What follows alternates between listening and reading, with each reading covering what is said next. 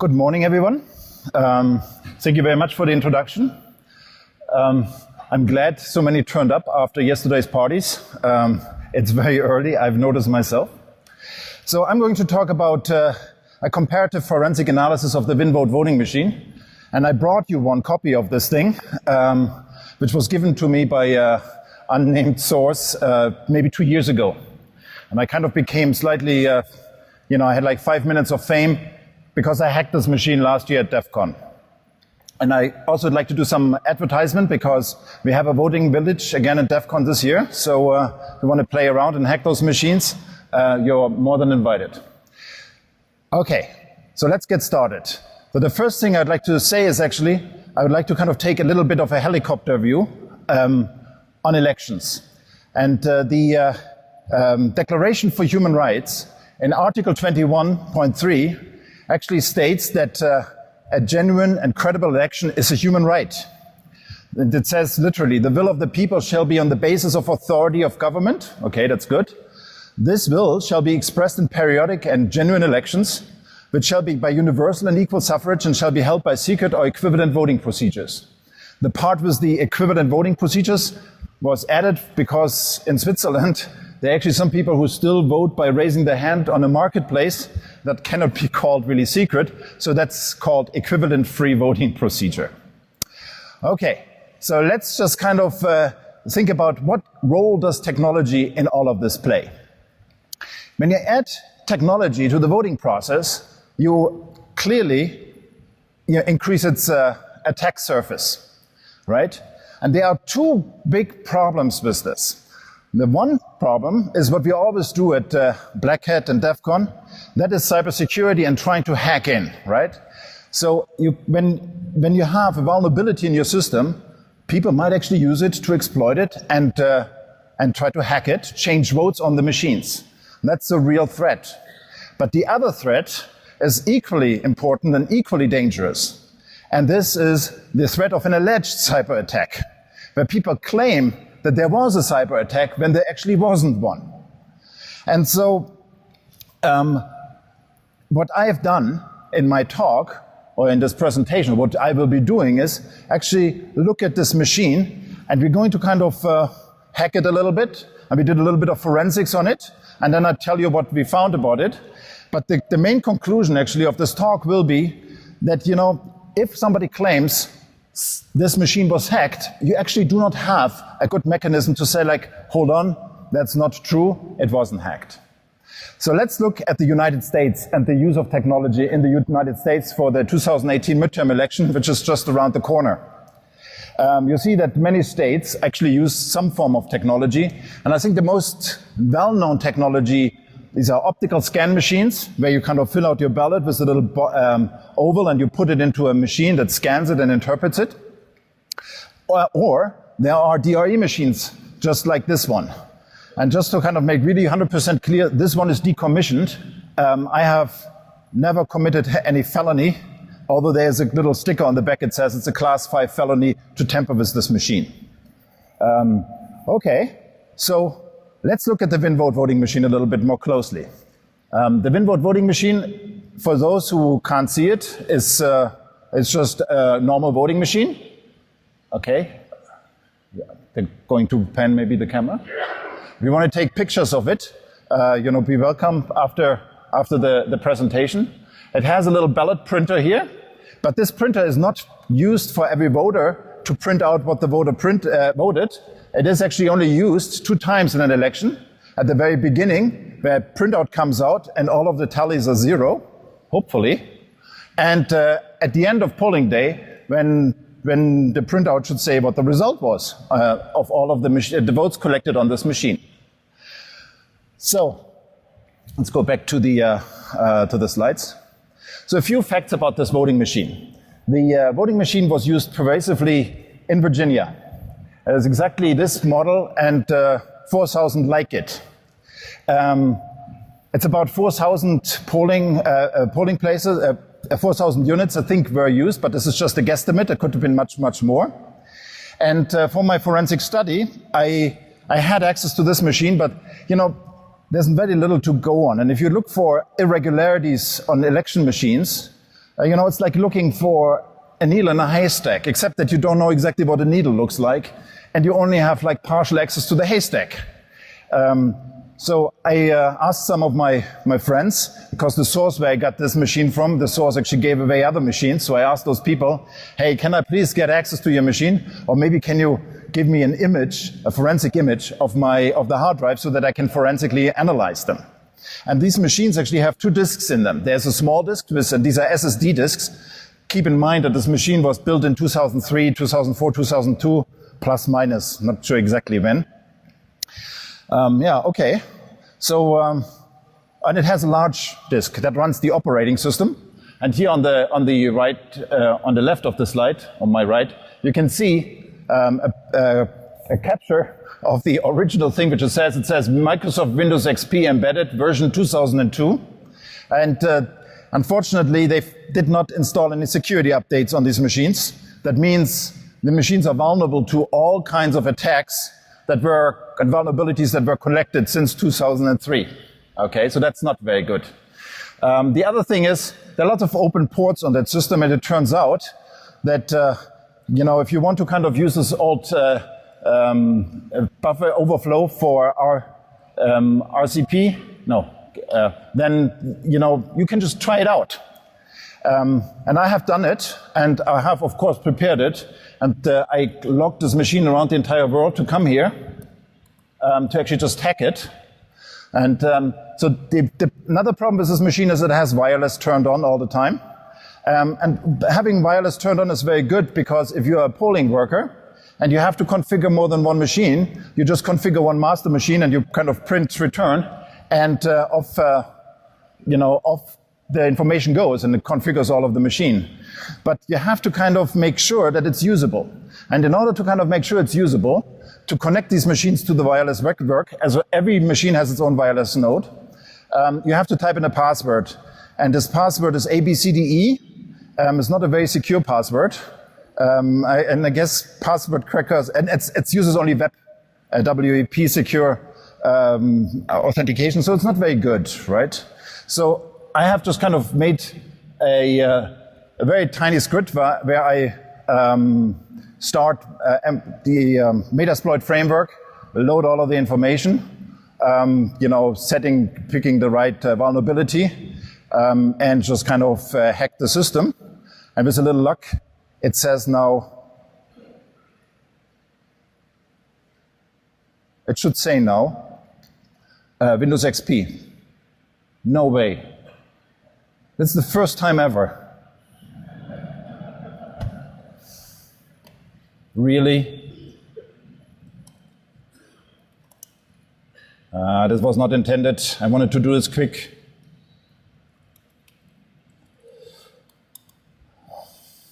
Okay.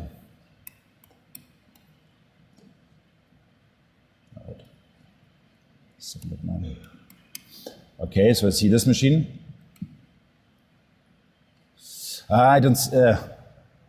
Okay, so this is the IP address of the voting machine, and I don't know why it doesn't work. Okay, I'm sorry, I have to take this offline because I just don't have enough time to kind of debug it now. We have to probably restart the machine. Really embarrassing. I wanted to kind of really say like, oh my goodness, is that it? Yeah, that would have been it. Okay, so in Virginia, in 2015, people became a bit cold feet with this machine. So keep in mind, it was in use from 2004 to 2014. So this machine was used for one presidential election for Bush and 2 times Obama. And they kind of commissioned some report from the Virginia Information Technology Agency, and they kind of said, like, it's a piece of crap. I'm sorry. So let's decommission it. And so it's decommissioned. So when I hacked it last year at DEF CON, I thought, like, may God, it's really easy to kind of show an exploit, but did it really have any effects? Did other people do it? And so this is actually what this talk is about. And I wanted to kind of know, really, did someone interfere with the operations of this machine? So the first thing you do is you kind of try to boot up Kali and try to see, like, what can you get? It's more difficult than it actually appeared. So at the end, it was much easier to kind of just rip out the drives and make forensic images. And that's exactly what I've done. So I've collected the forensic images of all of these 8 machines, and I used Autopsy It's a basic forensic tool to kind of study what I find. Now, some people might say, like, autopsy is like, this is just, the general, you can do it all. But anyway, so if you can't, I'm not sure exactly what kind of needle in the haystack I'm looking for. So this is actually a very, very good tool to show you that, there is some irregularities, but we don't actually know exactly where they come from and what the explanations is. And by the way, the irregularities I'm showing you here that I've identified, I have no idea, where they come from. And I didn't go any deeper. So I think, one should really go the next level if you really want to know if that was something bad or if it's just something that happened accidentally. So these machines were decommissioned 2014-15. So we don't actually have any memory access. We can't study and forensically do the memory. There's just nothing there. And since it's Windows XP, at that time, there are no logs of people actually connecting wirelessly to the machine, which is very difficult if you want to know if somebody wirelessly connects to the machine. So that you see the haystack, actually there are big holes in it. Then also, we looked at the security event logs and all of these things. So there are many log files that were actually there, like the event logs, but security was always empty. So I have no idea. Was it because, the vendor just kind of configured it so that nothing is written? Who knows? Okay, so I have all of these 8 images, and I've imported them into Autopsy, and that's a little bit like what it looks like, right? You have and thanks to Josh, Noel, Jeremy, and all of the people who kind of gave me their disks. And you see, you have a normal window. Okay, so when you do a forensic analysis, you really have to kind of be clear about the objectives, otherwise you just don't know exactly where you're walking or what you're trying to find. The overall objective is clearly that somebody interfere with the operations of the machine. But what I also wanted to know is, that's number one. Did somebody exploit all of these vulnerabilities? Did somebody actually do something bad and install some rootkits, malware on it? We've seen in the Netherlands a few years ago that Rob Gonggrijp showed how to use a voting machine for playing chess. Alex Haldeman from University of Michigan showed how to play Pac-Man together with Ed Felton from Princeton. And, there are a couple of questions you can ask. So let's just kind of go into it and see what I found. So the first impression, okay, so there's in Autopsy, there's a little folder and says there's strange documents, yes. Okay, so you can't really see it in the back of the room, but the blue highlighted line here is a Chinese name which says .mpeg3.lnk. And you wonder, what does an MPEG-3 file have to do on a voting machine? And I was actually curious what this sounds like. So I hope that the sound works. Now it's not on the speakers, unfortunately. Maybe the audio guys can take the signal from the HDMI. Okay, so there's a Chinese song that was actually ripped with this machine. Okay, so when you actually go and you kind of look further, you actually see there are traces of ripping software. There's actually on 4 of my machines, not all of them, there were actually, there's software installed to broadcast MPEG-3s. And when I just looked at my machine first and I said hey, that's weird. Did somebody really use the voting machine to rip MPEG-3s in 2004? That's really bizarre. And then broadcast it to the internet? That's even more weird. But once you do the comparative analysis, you actually see that somebody must have done this before they actually kind of finished the image, which they then copied on the drives that they then put into the voting machines. But still, it's kind of strange that there are MPEG-3 files like this on the voting machine. Then I went a bit more seriously and I looked at the concrete days of elections. Okay, so here's the presidential election where Obama was elected November 6, 2012. And that's a little bit what you see when you kind of go into the timeline. And you see there's lots of events happening. So these are basically all of the events that happened during election day on all of my 8 machines. And keep in mind, again, it's only 8 machines. There are another 3,992 machines out there, which I haven't looked at. So again, it's the needle in the haystack. All right. And you see that there was a lot of events. For some reason, these machines were configured to run on Pacific time, although they were used in Virginia, which kind of is a bit difficult because you have to offset the times by 3 hours. But here at 00, that's actually, where all of the machines were initialized. You see that some files were created to start the election, so that looked all quite normal, okay? So then here this thing is, it basically records all of the devices that were plugged into the machine, USB devices, because there's a little USB thing where it actually collects the votes. And then we have lots of activities here during the day. I think there was another machine started. But when you go through all of the files, all looks pretty reasonable, okay? So they all kind of just work in their own directory, which is like the voting directory. And there's like not double writing, it all looks pretty reasonable. Well, then I went to the 2013 election, which was a gubernatorial election in Virginia. Okay, so here you can see, you can't really see it, but there's something happened here between 4:44 and 4:45. Namely, there were about 60 on one of my machines. So 7 machines of my 8 machines were used for this election. And on one of the machine, 60 files changed in the Windows system directory. Okay, so what does that mean? I don't really know. Because, it might be completely harmless. The system tried to update something.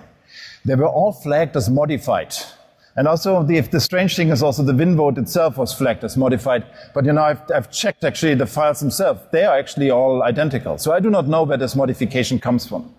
But during the election day, so it was about 4 o'clock, so that's like in the evening. So that happens after the poll has opened and before the poll closed. Somebody inserted some more USB things into the slots of the voting machine. Okay, so that's really bizarre. So, and I only saw it on one of the machines, so I have no idea. So the vulnerabilities. So I can only point out, when you do this forensic analysis, you can only point out there's some strange stuff, but a good interpretation of it is, of course, something that has to follow. And here's a list of all of the different elections that I went through. So there's, for example, most of those elections actually look good, except the one in 2013. In 2005, also something really funny happened, because there's actually an old modem in these machines. And for some reason, so 5 of my machines were used in the gubernatorial election in 2005. And 3 of these WinVote machines actually, on election day, tried to dial out on the modem line. I don't know, maybe it was to kind of update their security patches. One machine, unfortunately, dialed the wrong number and didn't connect, and the other 2 were successful. Okay, what does that mean? I have no idea. It's just kind of a strange observation.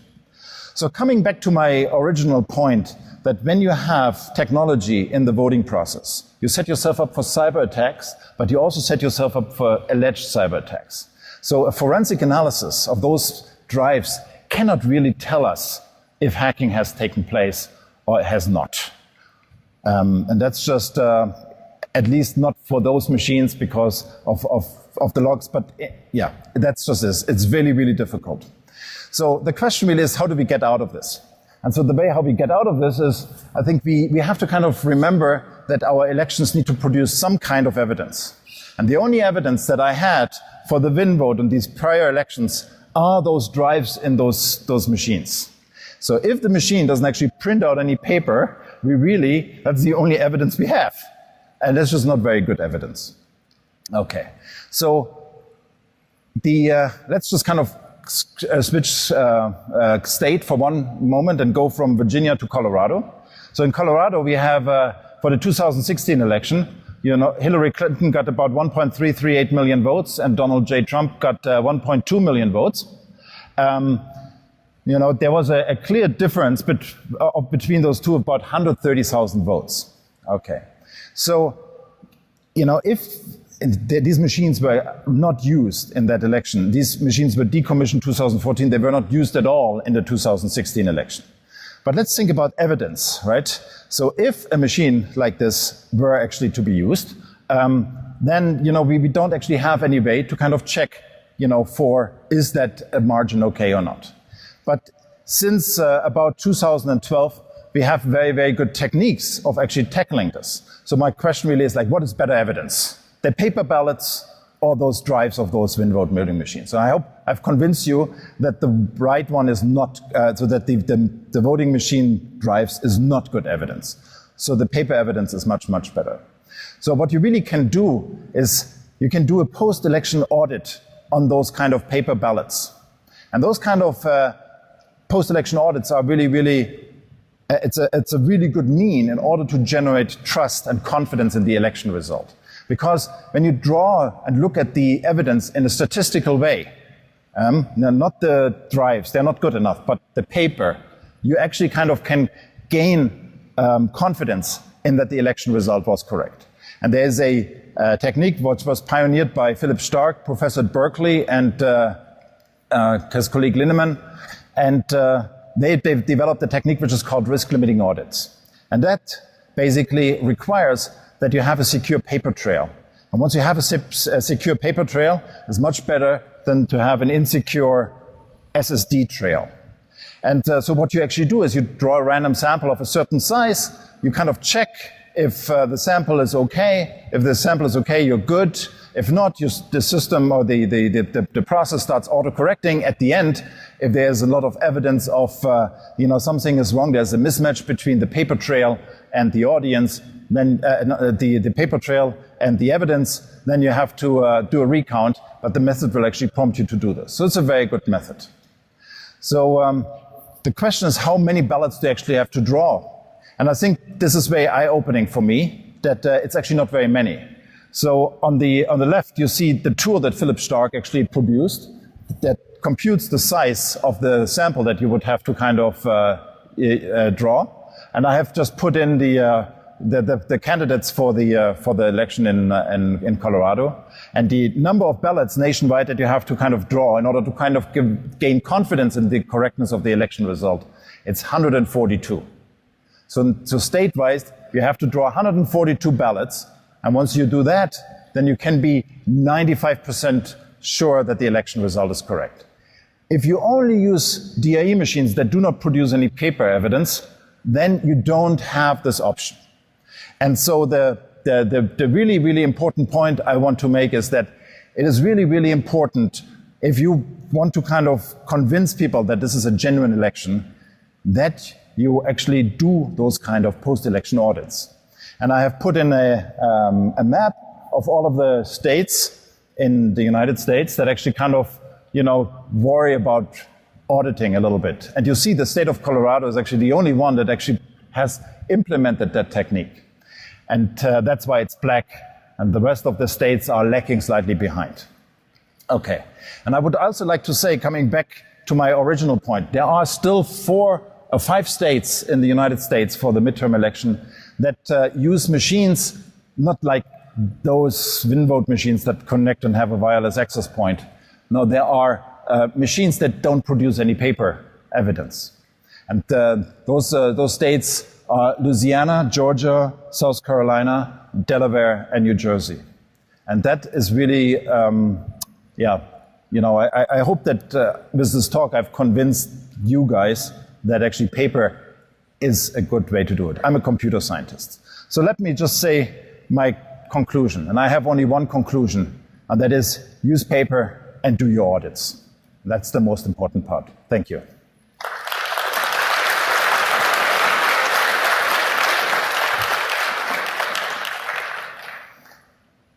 Do you have questions? Yes? Is the paper verified with the vote themselves saying, yes, that's how I voted?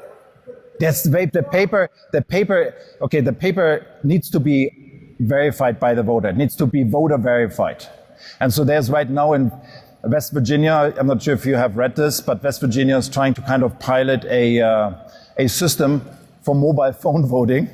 And they claim that also produces paper, but people, wherever they are, type something on their phone and then it prints something out. That is not the paper that you want. You want exactly what you said. You want to have it voter verified. It needs to kind of reflect the intent of the voter, and the voter has to kind of agree to this. So do we have... Want to cross the hall to the rep room. Okay, so we go to the rep room if you're interested and have more questions. Thank you.